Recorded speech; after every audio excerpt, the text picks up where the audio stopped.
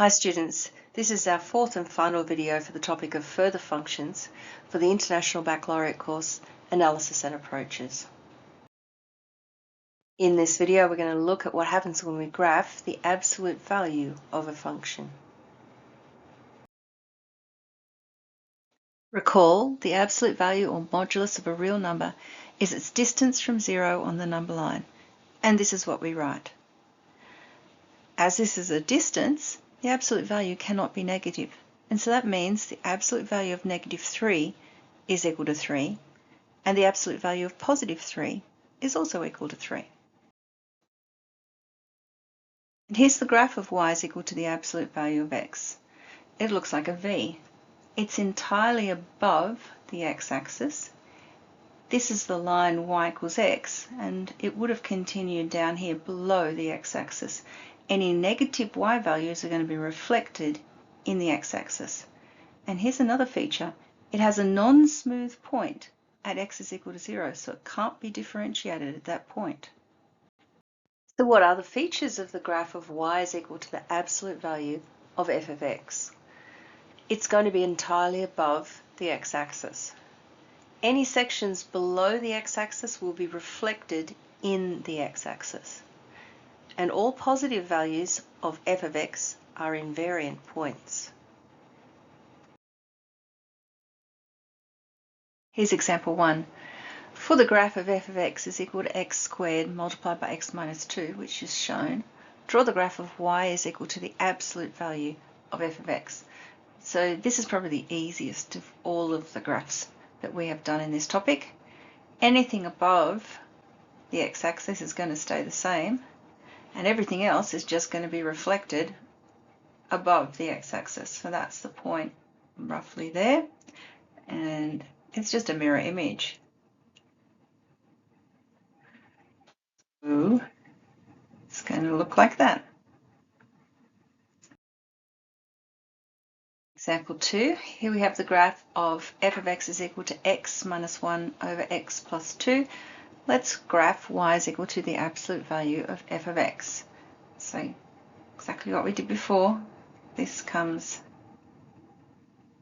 and matches exactly. Anything that's positive matches exactly.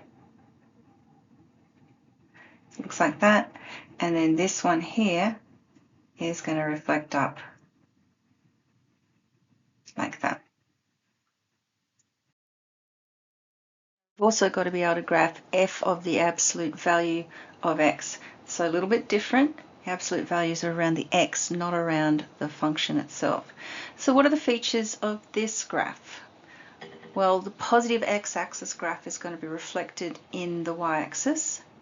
All points with a positive x value are invariant, and it won't necessarily be above the x-axis. Example 1, graph the following curves on the same set of axes. F of x is equal to e to the x, you can see that there, and y is equal to f of the absolute value of x. So any positive points are going to stay the same. So all of this is as it is. But instead of graphing f of negative 1, we're going to graph f of 1. Instead of graphing f of negative 2, we're going to graph f of 2. So our curve's going to come up like this, and it's going to be reflected in the y-axis. And example 2, graph y is equal to cos of the absolute value of x. So again, all of our points with positive x values are going to stay the same. You can see how this graph is going to exist below the x-axis, but then we're going to reflect that curve in the y-axis, and guess what? It's going to end up exactly the same, which leads to an important question, doesn't it? What can we conclude? Maybe that with even functions, this is not going to change when we've got the absolute value around the x. So how are domain and range affected for the absolute value of f of x? Well, domain is unaffected. We can still put in exactly the same number of x values as we could before, but range is only going to be positive. What about f of the absolute value of x? Now, domain is going to be affected. It's going to mirror whatever was happening on the positive side. And range is going to be restricted to the range of positive x values. And then finally, what about the absolute value of f of the absolute value of x? Well, all of the above. Let's finish off with a past exam question.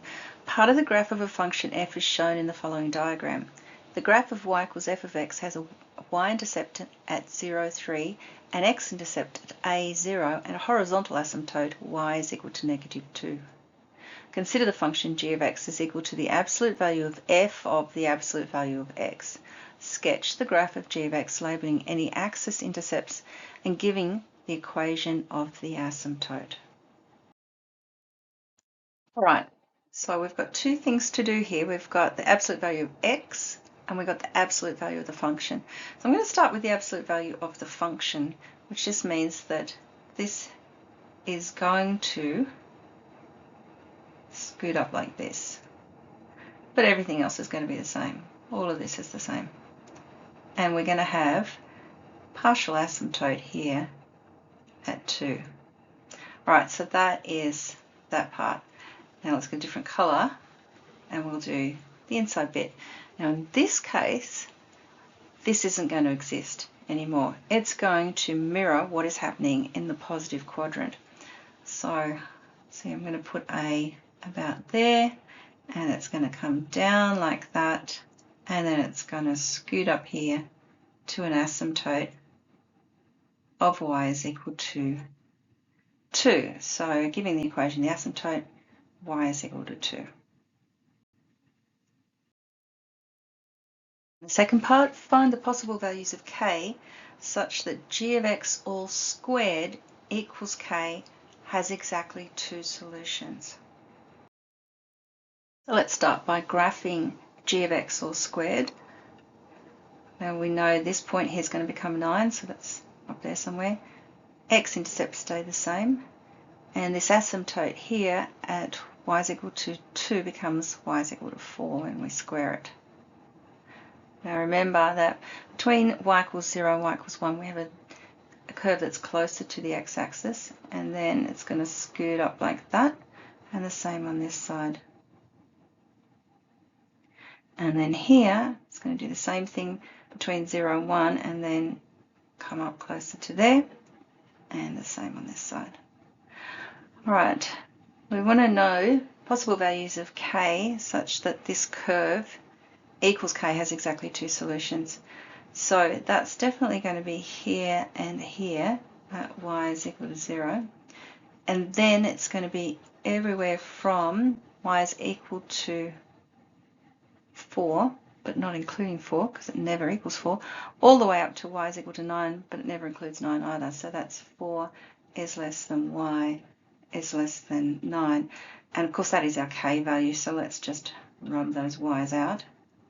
And that is our answer. K is equal to 0, or k is in between 4 and 9. And that's the end of the topic, and we are done with functions.